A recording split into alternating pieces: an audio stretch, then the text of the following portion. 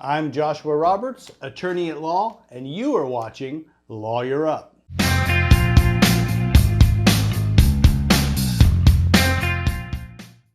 Today we're going to be talking about defunding the police. What does that even mean? Does that mean we're not going to have any police? Or does it just mean we're going to have fewer police? Well, today we're going to answer these questions, and in doing so, we're going to look at some of the problems with the current law enforcement model we have in the United States, and we're going to look at some potential solutions. Remember to like, comment, subscribe, and share. And remember that I am a lawyer, but I am not your lawyer. So if you need legal advice specific to your legal situation, you need to lawyer up with an attorney in your area. So today we're talking about defunding the police. That's the new buzzword that's out there. We see it on social media. You see it painted in giant letters on the streets. But what does it really mean? Does it mean we're going to completely eliminate police officers? Of course not. That would be crazy and that would be chaos. But what it does mean is that cities are taking a hard look at reorganizing law enforcement and police departments throughout the United States. We've already seen cities like Minneapolis, New York City, Los Angeles. We've seen their mayors and their city councils saying they are going to defund the police, meaning they're going to take a hard look at reorganizing how the police and law enforcement and other entities serve their communities. And the idea is these cities are going to be looking at diverting funds from law enforcement or traditional police officers over into other agencies or other entities that might be better equipped to meet some of the needs that exist in society. So where a city may have 100 police officers now, they may decide to reduce that number to say 80 police officers and maybe have 15 social workers and maybe 5 juvenile officers. Many believe that having a better balance will actually support the community better than upping or increasing funding or just adding more police officers. But of course, therein lies the discussion, right? And first of all, we need to look at the problem. And really the problem is that over the last 40 years, we have been expanding the expectations and the responsibilities of police officers to a level where they really can't meet those expectations. Or in other words, we've been asking too much of police officers. Now, before you freak out, let me explain. Back in the 1970s, society basically asked police officers to serve and protect and catch the local bad guy. Then in the 1980s, we started putting police officers in our schools. And we told them, hey, develop some curriculum so you can interact with the students, develop a program to keep them off drugs, maybe dare to keep them off drugs. Do something to become involved. You can't just stand there and show them your gun, right? You need to do something to basically immerse yourself into the school population. So in that essence, you're kind of being teachers. Something bad happens and you know there's some students that are grieving over something, then maybe you could counsel them. So in the 80s, we asked our police officers to kind of become teachers, quasi-teachers, and or counselors as they were integrated into our school systems. In the 1990s, society said, oh, hey, police officers, there's this new thing out there called the internet, and it's a whole new arena for crime. We now have cyber crime, we have fraud, identity theft, pornography, all these things that can happen online where they had to happen in person before. Oh, and another thing, police officers, in the very near future, almost everybody's going to have a cell phone. It's like a little supercomputer that they can use 24/7, 365 days a year, almost anywhere on planet Earth to commit these cyber crimes. So society asked police officers to basically get into the world of cybercrime, which is black market sales of almost anything.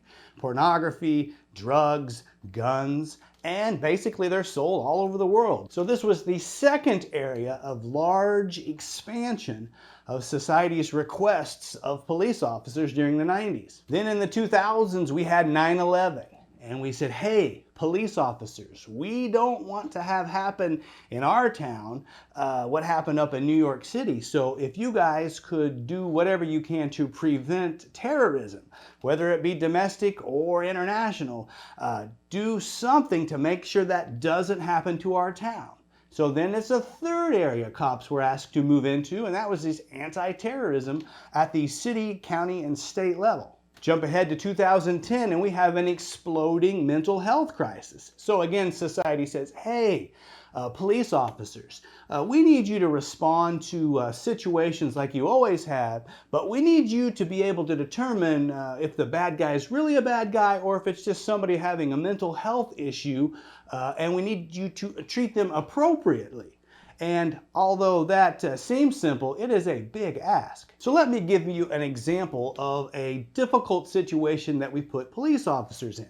So somebody calls 911 and they say, hey, there's a guy out in the street. It's 2 a.m. He's raising Cain. He's yelling and screaming. He's not wearing a shirt and he's waving around something. I think he has a gun. So 911, they relay that to dispatch, and dispatch calls the nearest police officer over, and he shows up. It's 2 a.m. It's dark. There's a guy. He's standing out in the street. He's got no shirt on, and he's waving something around. Now, the officer has been told it may be a gun, so he's already on edge. But when he gets there, he can't really see what's in the guy's hand. So the officer, he basically will identify himself, tell him he's a police officer, and say, hey, put your hands up. Drop what's in your hands. Raise your hands up. Well, the guy doesn't respond. So he raises his voice a little louder and says, get on the ground. The guy still doesn't respond. So what's an officer to do? Well, society asks our officers to figure out what the issue is.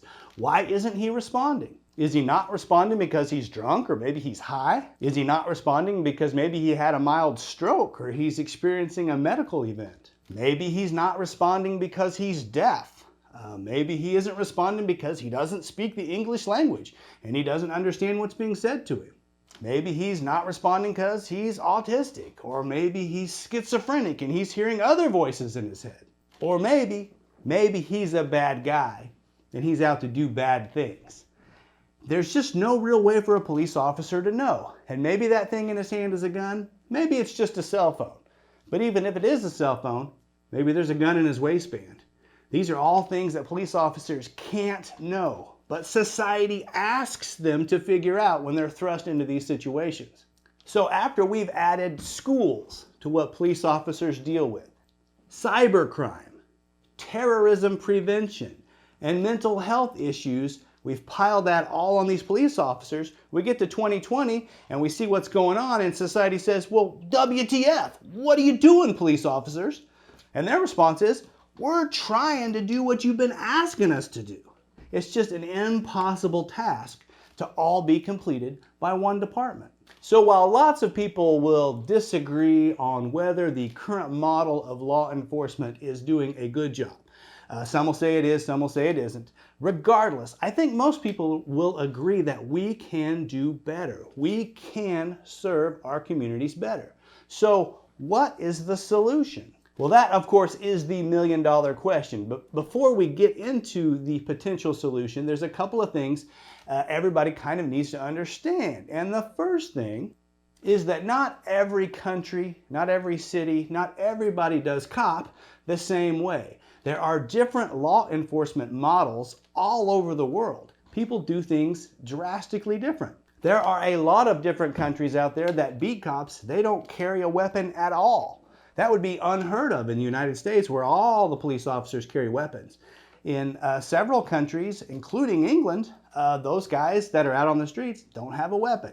Now, they have access to weaponry, and if they're responding to an event where they need to have a weapon, they can certainly armor up, and they are trained. But just on an everyday guy on the street, the police officers in a lot of places are not weaponized. And I'm not suggesting that the officers in the United States shouldn't carry weapons, because in this country they definitely need them. The point of the statement was that people do law enforcement differently around the globe. And there's not just one way to do it. In fact, there was a law enforcement study that was done in 2014 out of Britain. And they studied several different countries that had different models of basically law enforcement. Some of them were very, very strict, and some of them were very, very loose. And what worked in one place sometimes didn't work someplace else. In fact, at the end of the study, they said the data was all over the place. But the one conclusion they did draw was that there isn't just one formula that works everywhere when it comes to combining law enforcement and, say, social workers in meeting the needs of the community. And the point being, what works best in, say, one area may not work somewhere else.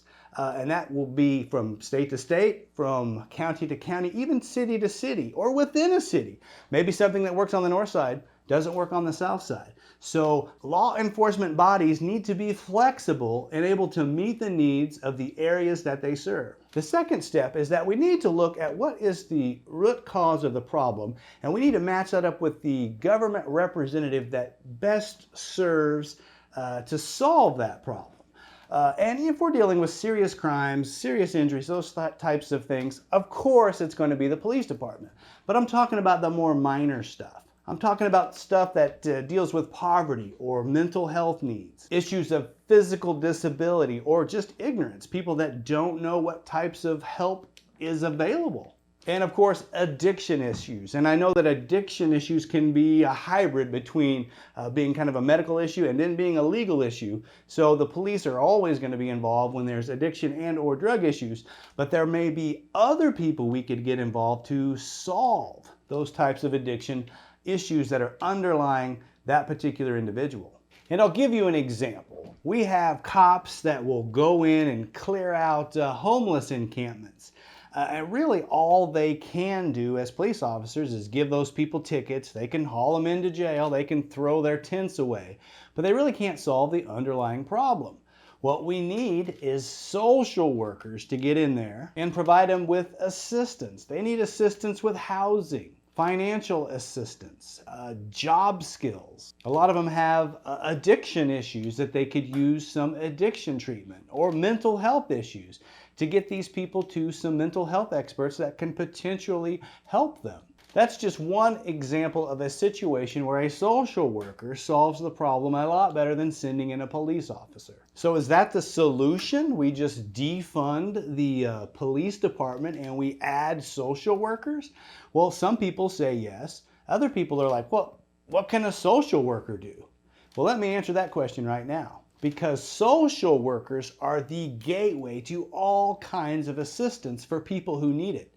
There is financial assistance, including child support enforcement, food stamps, utility assistance, assistance with unemployment, benefits for those who are disabled and or veterans if that's applicable. Social workers can provide health assistance, including getting people signed up for Medicare or Medicaid, referring for mental health services, providing family planning assistance or assistance for individual group therapy related to whatever issues, including addiction issues. Social workers can provide education resources. These can include parenting classes, household management classes, consumer finance classes, and even nutrition classes are available. Social workers can also provide employment assistance, job training, notifications of job vacancies.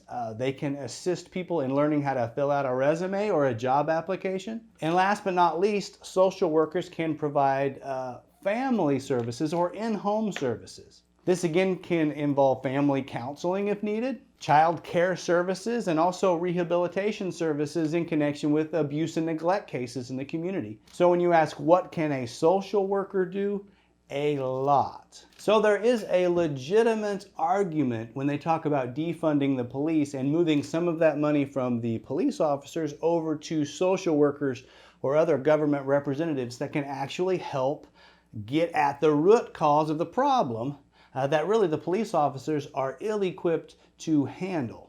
Now, that is not to say there are not criticisms, legitimate criticisms of defunding the police. Several police chiefs have stepped out to say if you decrease our funding, we're obviously going to have fewer officers, which means fewer backup officers. There's going to be longer wait times in responding to 911 and emergency calls. There's going to be longer wait times in having cases investigated, and serious cases need to be investigated within 48 hours.